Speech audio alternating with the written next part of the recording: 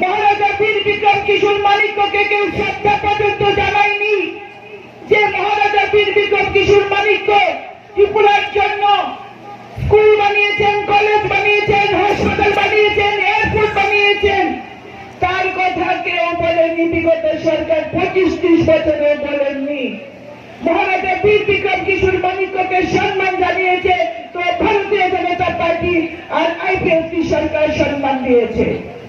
আজকে মহারাজা বীর বিক্রম কিশোর মানিক্য, যিনি ত্রিপুরা রাজ্যের উপকার ছিলেন, তার জন্মদিন পালন করা হয় বিজেপির প্রত্যেকটি বুথ অফিস থেকে রাজ্য অফিসে পর্যন্ত।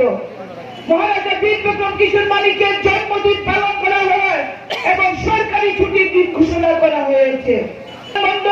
মহারাজা বীর বিক্রম কিশোর মানিক্যের নামে সেই বিমানবন্দর করা হয়েছে, যা আজকে ইন্টারন্যাশনাল এয়ারপোর্ট হতে যাচ্ছে। বন্ধুগণ, খুমরুগে সরকার করে ত্রিপুরা রাজ্যের জনজাতিগণের বিকাশ আমরা করবই করব। বন্ধুগণ, এই খুমরুগে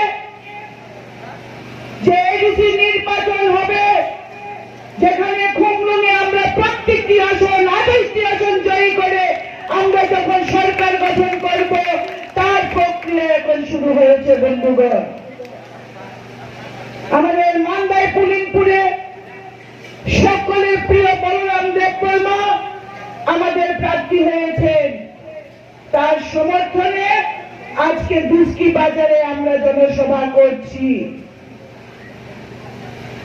আজকের এই জনসভায় উপস্থিত আমার মায়েরা, আমার বোনেরা, আমার ভাইয়েরা, আমার দাদারা, সবাইকে আমি ভারতীয় জনতা পার্টি এবং আইপিএফটির পক্ষ থেকে আবারও অনেক অনেক নমস্কার জ্ঞাপন করছি।